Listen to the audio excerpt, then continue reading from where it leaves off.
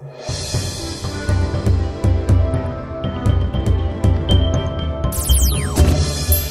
pemirsa, bagaimana kabar Anda? Tak terasa setelah sepekan berlalu, kita berjumpa kembali dalam Ni Hao Tiongkok edisi terbaru. Seperti biasa, bersama saya Andi Chiu, kami telah menyiapkan beragam informasi aktual dan menarik seputar Tiongkok. Kita mulai dengan berita dari Gaza. Bantuan kemanusiaan yang diberikan oleh pemerintah Tiongkok telah diterima oleh masyarakat Bulan Sabit Merah Palestina. Konvoi bantuan tersebut melintas dari sisi Mesir di perbatasan Rafah menuju jalur Gaza yang dilanda perang pada hari Jumat 19 Januari 2024, membawa pasokan kemanusiaan yang akan didistribusikan kepada orang-orang yang menderita kekurangan pasokan makanan akibat operasi militer Israel di Gaza. Konflik terbaru antara pasukan Israel dan Hamas meletus pada tanggal 7 Oktober tahun lalu. Sejauh ini, lebih dari 24.900 warga Palestina telah terbunuh dan lebih dari 62.000 lainnya terluka. Hampir 2 juta orang, lebih dari 85% populasi, telah mengungsi di seluruh jalur Gaza. Keluarga-keluarga dipaksa untuk berpindah-pindah mencari tempat yang aman, seiring dengan meningkatnya operasi darat Israel. Seorang pejabat dari masyarakat Bulan Sabit Merah Palestina berterima kasih kepada Tiongkok atas bantuannya dan mengatakan bahwa lebih banyak bantuan harus diizinkan masuk ke daerah kantong tersebut. بأحرار هذا العالم للضغط على هذا الكيان الاحتلال الإسرائيلي لرفع عدد هذه الشاحنات وتسهيل دخول هذه المساعدات إلى قطاع غزة، حيث كما ترون الآن أصبحت هناك أولويات في هذه المساعدات. كما ترون أن النزوح أو الإيواء هو الآن من أهم نقاط الحياة عند هذه المواطنين، ونشكر الصين في دولة الصين في مساعدتها للشعب الفلسطيني ولقطاع غزة. كما ندعو من خلال منبركم الصين وجميع الدول للضغط على هذا المحتل لرفع كمية هذه المساعدات وأعداد هذه الشاحنات التي تدخل. Presiden Armenia, Vakhan Khachaturyan, menyoroti potensi besar dalam hubungan Tiongkok-Armenia dalam sebuah wawancara eksklusif dengan China Global Television Network atau CGTN. Khachaturyan mengungkapkan ketertarikannya untuk mengunjungi Tiongkok dan mengeksplorasi filosofi dan mentalitas negara tersebut terhadap pembangunan. I don't know what's the reason. I've never been in China. Maybe I will use my position and visit to China because really I think not only for me personally but for all of the people around the world is very interested in China and understand their philosophy, your mentality, and looking your developments, because I personally was very interested by after the reforms Deng Xiaoping time, and now I know that we have a huge potential for using our relations. Terlepas dari jarak geografis, Khachaturyan menyatakan optimismenya terhadap proyek Crossroad of Peace yang menghubungkan Tiongkok dan Armenia dan menyoroti potensi besar untuk kerjasama bilateral di masa mendatang. Now our main idea is to relocate our border, open the borders, and use the chance this for the development. When you open the border with Turkey, we became a crossroad. We decided initiative of this idea and presented this, and the name of this is Peace Crossroad. It will play a very huge role for the development of the region. Jamaika, sebuah negara yang menjadi rumah bagi hampir 3 juta orang, kini telah memiliki Highway 2000, proyek infrastruktur terbaru yang diresmikan tahun lalu yang membentang di sepanjang pantai selatan pulau tersebut dan dibangun dengan bantuan Tiongkok. Menariknya, meskipun diawasi oleh para insinyur Tiongkok, proyek tersebut menciptakan lapangan kerja bagi ribuan warga Jamaika. In our most recent project with the Chinese, 80% of the labor comes from Jamaica. It's as much a Jamaican project as it is a Chinese project. Melalui kolaborasi dengan Tiongkok, modernisasi di Jamaika telah mengalami kemajuan pesat. Selain Highway 2000, pembiayaan dan insinyur Tiongkok telah membantu mengembangkan infrastruktur di seluruh Jamaika. Jalan-jalan yang lebih baik tersebut telah membantu masyarakat yang lebih terpinggirkan di Jamaika dan memangkas waktu tempuh antara pantai utara dan selatan pulau ini lebih dari setengahnya.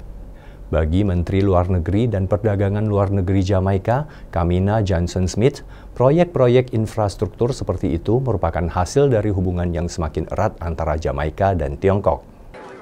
Oh, they have deepened and strengthened, and in fact, with the visit of the Prime Minister to Beijing in 2019, there was a significant enhancement of our entry into a strategic partnership wherein we looked at how we can even more greatly deepen our bilateral cooperation. Menurut Li Yuxi, perwakilan khusus pemerintah Tiongkok untuk urusan Afrika, kunjungan Menteri Luar Negeri Tiongkok Wang Yi baru-baru ini ke 4 negara Afrika menunjukkan persahabatan yang mendalam antara Tiongkok dan Afrika yang menunjukkan bahwa memperkuat kerjasama dengan negara-negara Afrika selalu menjadi tujuan diplomasi Tiongkok. Wang menyelesaikan tur 6 hari di 4 negara Afrika pada hari Kamis 18 Januari 2024 yang berakhir di Pantai Gading. Kunjungan ini menandai kelanjutan dari tradisi berusia 34 tahun Tiongkok dengan melakukan kunjungan luar negeri pertama mereka tahun ini ke negara-negara Afrika. Dalam lawatannya tersebut, Wang yang juga merupakan anggota Biro Politik Komite Sentral Partai Komunis Tiongkok mengunjungi Mesir, Tunisia, Togo, dan Pantai Gading. 菲方都表示高度重视，并且希望积极地借鉴中国治国理政的经验，重申奉行对华友好政策，坚定地恪守一个中国的原则，坚定支持彼此维护核心利益和重大的关切。中非双方将在高质量共建“一带一路”、中非合作论坛等等框架下，不断地对接拓展合作，用现代化道路上携手共进的中非实践，唱响全球南方国家团结共进的主旋律。 Liu juga mengatakan kunjungan Wang menunjukkan bahwa dalam menghadapi tantangan global yang semakin meningkat, Tiongkok dan mitra-mitra Afrika tetap teguh dalam komitmen mereka untuk membina persahabatan yang tulus, mengadvokasi dunia multipolar yang setara dan teratur, serta ekonomi global yang menguntungkan dan inklusif. 中方将同非方一道，推动高质量共建“一带一路”全球发展倡议、全球安全倡议、全球文明倡议，同非盟2063年议程和非洲各国发展战略进一步密切对接，研究推出契合新时代中非发展需要的合作举措，巩固深化基础设施建设等等传统合作，大力推进其他新兴领域的合作，为构建高水平中非命运共同体注入新的强劲动力。 Changyong, pewaris gong dan drum weifeng, merupakan bentuk musik rakyat yang berasal dari kota Linfen dan memiliki sejarah lebih dari 4.000 tahun, menggelar gala desa di kota Linfen, Provinsi Shanxi, Tiongkok Utara untuk menyambut festival musim semi Tiongkok yang akan datang. Chang yang mengusulkan untuk menyelenggarakan gala tersebut lebih dari sebulan yang lalu mendapat sambutan hangat dari penduduk desa setempat. Penduduk desa seperti supir, tukang daging, pekerja dekorasi, dan mahasiswa bahkan meninggalkan pekerjaan mereka atau belajar untuk ikut latihan gala tersebut. Pada hari Sabtu 20 Januari 2024, gala yang telah lama dinanti-nantikan itu dipentaskan di Desa Chang dan disiarkan langsung secara online pada saat yang sama dengan jumlah penonton online maksimum melebihi 30.000 orang.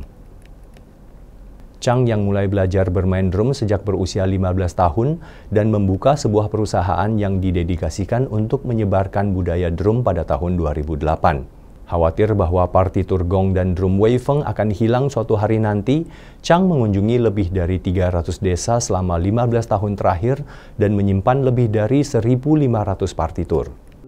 我跟锣鼓之间的感情是不一样的，它改变了我的性格。我在15岁之前，我认为我的性格是比较懦弱，然后内向，然后也不自信。我开始学了打鼓之后，我在这个队伍里头一直是 C 位。从那会儿开始，感觉我挺能健谈。 Dalam beberapa tahun terakhir, Chang telah mengembangkan berbagai platform untuk menyebarkan budaya tradisional ini di kalangan anak muda. Dalam kelas live streamingnya, dia menggabungkan permainan gong dan drum dengan musik populer sehingga menarik banyak anak muda untuk menjadi muridnya. 很多人说年轻人不喜欢传统文化，其实不是，是我们的传统文化没有更好的给展示给年轻人。 我在做直播的时候，老是有人说这个话。本来说看一下就走，结果在你直播间待了1个小时了，走不了了。说明什么呢？说明锣鼓感染他了。 Pemirsa, usai sudah perjumpaan kita kali ini, semoga sajian berita dan informasi tadi bisa menambah wawasan dan pengetahuan kita. Ni Hao Tiongkok akan kembali dengan ragam berita dan informasi menarik seputar Tiongkok minggu depan. Terima kasih atas atensi Anda. Saya Andy Chu, sampai jumpa.